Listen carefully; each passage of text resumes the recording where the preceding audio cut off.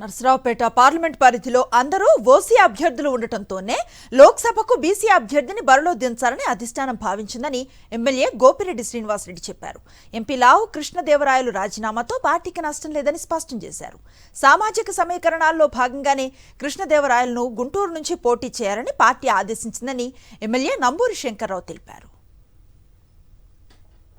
నర్సరావుపేట పార్లమెంటుకు సంబంధించి ప్రస్తుతం కేటాయించిన 7 సీట్లో కూడా అందరం కూడా ఓసీ అభ్యర్థులే ఉన్నారు. సో ఈ నేపథ్యంలో ఒక బీసీ అంటే అత్యధికంగా బీసీలు కూడా మన నర్సరావుపేట పార్లమెంట్లో ఉన్నారు కనుక ఈ పార్లమెంట్ సీటు బీసీకి ఇస్తే బాగుంటుందని చెప్పి అధిష్టానం భావించడం పార్లమెంట్ సభ్యులు కృష్ణదేవరాయలు గారిని గుంటూరు నుంచి పోటీ చేయమని చెప్పడం కూడా జరిగింది. నర్సరావుపేట నుంచి పోటీ చేయాలి, లేదంటే నేను వెళ్ళిపోతానని చెప్పే ఒక ఉద్దేశంతో ఆయన తన వ్యక్తిగత నిర్ణయం తీసుకొని వెళ్ళిపోవడం జరిగింది.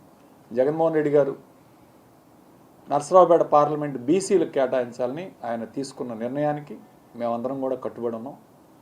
శాసనసభ్యులు కానీ లేకపోతే ఇన్ఛార్జీలు కానీ అందరం కూడా కలిసి మళ్ళీ పార్టీని తిరిగి 7 నియోజకవర్గాల్లో గెలిపించుకోవడానికి మేమందరం కూడా కష్టపడి పనిచేసి గెలిపించుకుంటామని తెలియజేస్తున్నాం. అలానే పార్టీకి ఎటువంటి నష్టం లేదు. పార్టీ పల్నాడులో పటిష్టంగా ఉంది. పల్నాడు జిల్లాలో పార్టీ పటిష్టంగా ఉంది. నర్సరావుపేట పార్లమెంటుకి మరి మా పార్టీ అధ్యక్షుడు గారు గుంటూరు పోటీ చేయవలసిందిగా కోరటం జరిగింది.